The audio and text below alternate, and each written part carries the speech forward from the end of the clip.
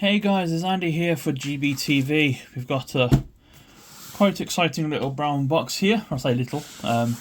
It is fairly sizable. Yeah, let's crack into it and see what we have, shall we? I mean, I know what it should be. But let's have a look inside.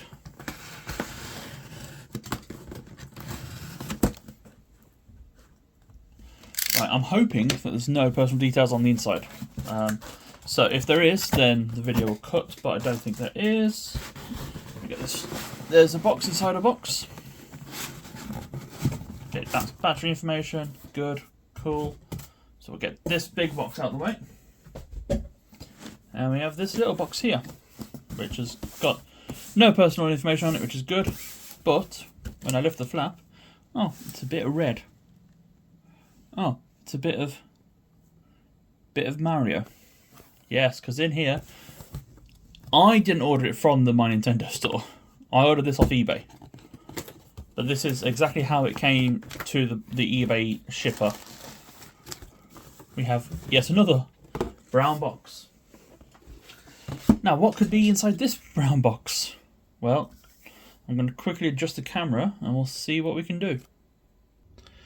So there we are, we've adjusted it, and we have a nondescript brown box. So let's cut the tape and see what we're dealing with, shall we? So one side, we'll try to do left-handed cutting. It's not always the best. Oh, that's not too bad. So, what is on the inside of here? We have another brown box. It's literally just Boxception at this point, but we have a Nintendo logo there. And if you've read the title, then you'll know exactly what it is. It's from Switch Online. I do have the N64 controller, but this is the SNES controller. This is a brand new SNES controller. You can't buy them on the My Nintendo store anymore. You can only buy them second-hand, essentially. So from CEX or from eBay, which is where I got this one from. So it comes with a USB-C cable. I don't know why they don't put glue on this bit of plastic, but there we go. We've got the USB-C cable and the instruction manual out. We'll just pop that box to the side. So normal Nintendo USB-C cable. Normal, health and safety, what have yous. And then we have the controller itself. So this is going to be a controller that will connect to the Nintendo Switch. And yeah, it will literally just be a SNES controller or a Super Nintendo Entertainment System controller. And yeah, it is literally just the perfect size for a NES. No, for a SNES game. But there's only one way we can really test out the controller. And that's with the Switch. Let's just get this all turned on. We'll come out of there. You can tell I wasn't expecting this to come today, but there we go.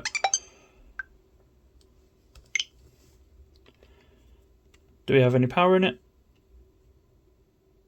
No, we don't. So I'm going to need to get some power into the controller.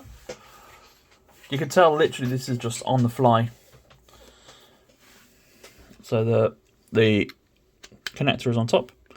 There we go. So now if we press the sync button. There we go. We're syncing. And paired. Lovely. So press A when you're ready. A is the red one. Lovely. So we'll just go into the SNES. I'll try and get this positioned so we can see the controller and the Switch, even if it's going to have to be off to one side. So there we go. So we can see that we've got the SNES on there. I don't know what game to play. What should we do? We'll do See, I never had a SNES when I was growing up, so tell you what, we'll go with Super Mario Kart. This is the original Mario Kart playing on original hardware. So press start, one player game. There we go. Sure, yes, that's fine. I am always Yoshi, so we'll be Yoshi. We'll do Mushroom Cup, and we'll just have a quick little race in Mario Kart.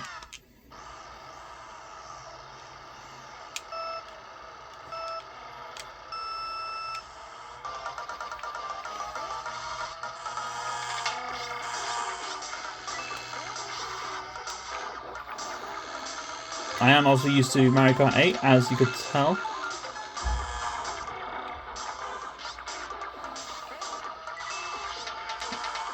Oh, that's weird.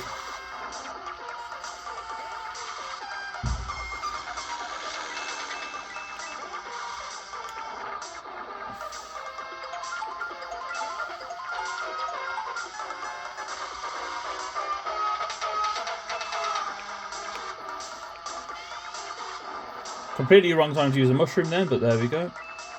So yeah, this is as close to original you can get using the Switch Online service.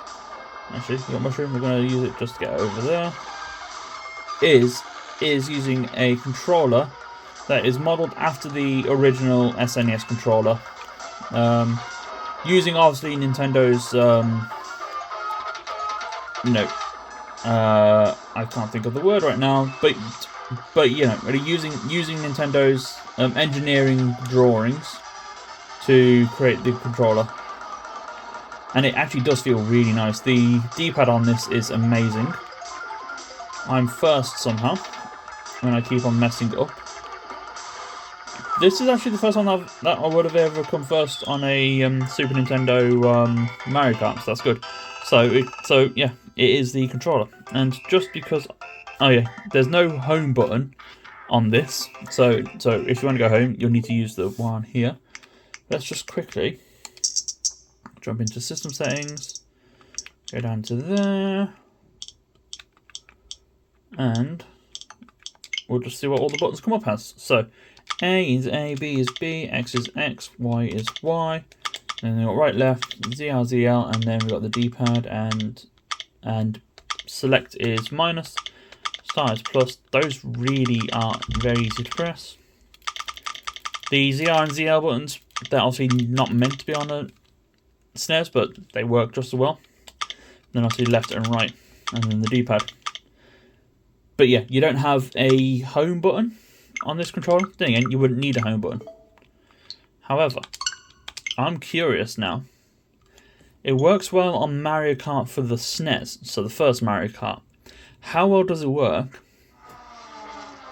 for the newest Mario Kart? Well, let's find out, shall we? So we'll do Lightning Cup on this one, and we'll just see what we get, shall we? Yeah, I'm just feeling in there because obviously the grey bit is a sticker, and the grey bits are not a sticker. So we'll see what we're like on this one. And do I try and play it through the screen of the monitor? Nope, I'm going to play it on the actual Switch screen. Okay, so I know go and break now.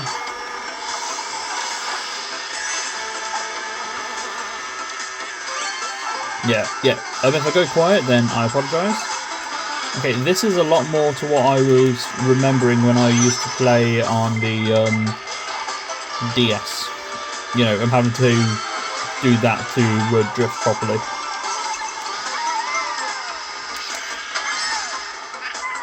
Yeah, this feels very natural to me, and I'm kind of here for it. I'll only do one lap because I also want to double check what's on the inside of the controller as well. Because, you know, I like to find out what's on the inside, but, you know, first lap. Okay, yeah, I went up the wrong one, but first lap, it's not too bad. So, now we know how it works for the Switch. I'll turn the Switch off, and I'll get my toolkit out, and we'll see what's on the inside of the SNES Online Controller. So we've got the iFixit kit along with a couple of the tweezers. I'm just going to move that because it's making a noise. So yeah, so what screws do we need? We need, of course, Nintendo's favourite, the tri-wing screw. So, see if I can find the tri-wing screw. There it is. And we'll need the driver as well. Is that the right size one? Let's hope it is. Yep, good. Actually, you know what? I'm going to do one better than that screwdriver. Yep, the LTT screwdriver. It's a bit long, but it'll work.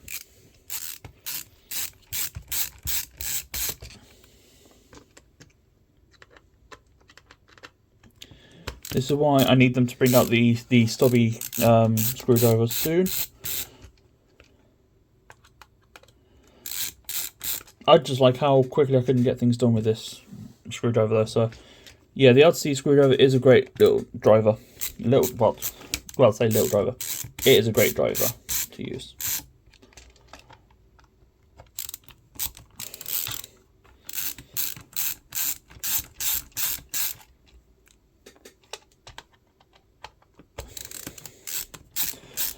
But if you've watched my channel before, you'll know that I like to take stuff apart.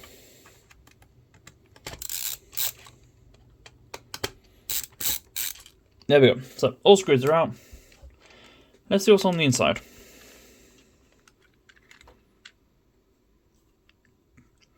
So this bit is literally just hollow plastic with the ZR and ZL buttons. And there's the board. We've got a standard battery in there, hooked up. Got the two side bits just on what looks like very small daughter boards. So yeah, and then you got the water indicator just up there. So it's a very small and very unique board. So I'll take out the other screws and then we'll have a look on the other side. Okay, so that's all the screws taken out. We'll lift out the battery. Now we should be able to just pop these out. There we go. And have a look at the other side of the board. In theory, anyway, we should be able to. Oh, come on. What's stopping us? Is it you stopping us? Yeah, it's the little light diverter stopping us. So now we can take them all out and see what's on the other side. So we've got the little silicone nipples. Take them off, and that's how a controller is working, basically. So you've got the contact pads, and then there's conductive materials on the pads here. They connect to there, and yeah, bada bing, bada boom. There's your start and select. There's your D-pad. There's your ABXY. And yeah, it is a very simple board, but obviously with a lot of circuitry that I would not have any chance at recreating. But yeah, that is the SNES controller. Would I recommend it? Just from the short time I've played with it, yes. It does feel very good in the hand. Glad I've managed to pick it up from eBay for retail price as well. So that's even better. So yeah. So that's the SNES controller all fixed back up, and it does still work, I promise. So yeah. If you're going to pick one up, then I'd highly recommend following the link down in the description below. I've just realised I've missed a screw. That's fine. There he is. I'll pop that back in a bit. So yeah, so no, if you do want a screwdriver, if you do want a SNES controller, I highly recommend pick one up from the link down in the description down below.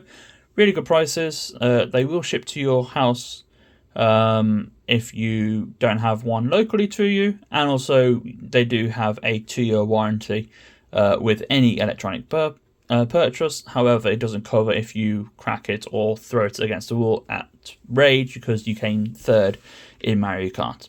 Anyway, thank you very much for watching, guys. If you have enjoyed the video, then hit that like button, get subscribed, let me know what you think about this kind of content. And yeah, I'll see you guys in the next one, which I don't know what it will be yet, but it will definitely be a good one, hopefully. Anyway, catch you guys later. Bye-bye.